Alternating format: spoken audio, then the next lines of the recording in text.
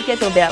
Le kettlebell est un accessoire originaire de la Russie. En fait, c'est les marchands russes au 16e siècle qui ont commencé à utiliser cet accessoire en mettant une poignée au-dessus des boulets de canon. Par la suite, les Soviets ont commencé à utiliser le kettlebell dans leurs compétitions et aujourd'hui, on connaît cet accessoire populaire qui est utilisé par les athlètes et les entraîneurs. Maintenant, quels sont les avantages d'utiliser le kettlebell? Premièrement, le kettlebell, c'est un accessoire qui permet de solliciter plusieurs composantes de l'activité physique, telles que la musculation, l'aspect cardiovasculaire, la sollicitation des muscles stabilisateurs, la coordination et l'équilibre. Le deuxième avantage, c'est la façon dont il est conçu. Vu que le centre de gravité est sous la poignée, on sollicite davantage les muscles stabilisateurs pendant notre entraînement en utilisant ce type d'haltère. Le dernier avantage est la largeur de la poignée.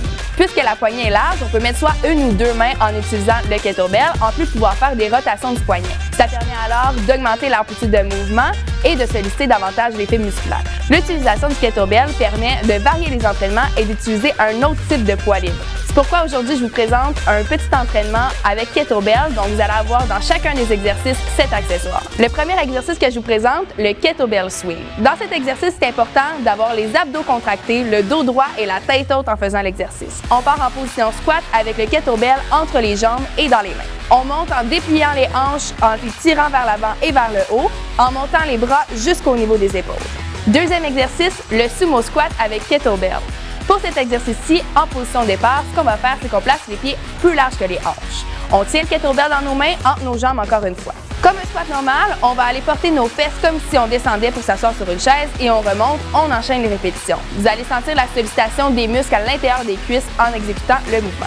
Troisième exercice, tirade avec kettlebell. Pour commencer, on place le kettlebell dans notre main, le bras bien droit. Par la suite, on va placer la jambe du même côté, bien droite en arrière. On penche notre corps à 45 degrés. Par la suite, ce qu'on fait, on monte le kettlebell jusqu'au niveau de la hanche et on redescend. Ce qui est bien important dans cet exercice-ci, c'est d'avoir toujours les muscles sollicités contractés. Donc, on va sortir un petit peu la poitrine vers l'avant, puis on s'assure qu'en fin de mouvement, on n'ait pas relâché notre poids à la fin pour garder notre épaule bien engagée. Quatrième exercice, développer de l'épaule avec kettlebell à un bras.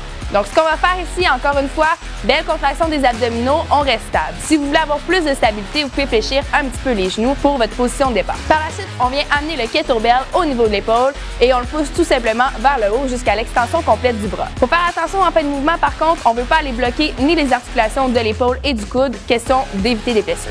Cinquième exercice, kettlebell jackknife. Pour cet exercice-ci, on commence couché au sol. Ce qui est bien important, c'est que le dos soit plat. Donc, on va contracter les abdominaux comme il faut et on s'assure que notre bassin soit en rétroversion. Donc, vraiment avoir un dos plat au sol. Position de départ, on va prendre le kettlebell dans nos deux mains, puis je veux que nos bras et nos jambes soient perpendiculaires au sol. Par la suite, on va descendre les bras vers le derrière de la tête et les jambes vers le sol. Je veux que vous fassiez attention à ce que le dos ne creuse pas. Donc, si ça creuse, on arrête à ce niveau-là, puis sinon, on peut descendre le plus bas qu'on peut. Sixième et dernier exercice, ce qu'on va faire encore une fois, position de départ debout, contraction des abdominaux toujours. On va prendre le kettlebell dans une main, puis on va placer la main opposée derrière le cou. Flexion sur le côté. On enchaîne nos répétitions du même côté. Finalement, on change de côté pour faire le même mouvement. Comme vous pouvez le constater, le kettlebell est une belle alternative dans nos entraînements. Celui que je viens de vous présenter, vous pourriez le faire soit en enchaînant les répétitions ou en le faisant en circuit. Afin de savoir c'est quoi le meilleur type d'entraînement qui est bon pour vous, je vous conseille de consulter nos entraîneurs chez Nautilus Plus pour qu'ils puissent vous orienter selon vos objectifs.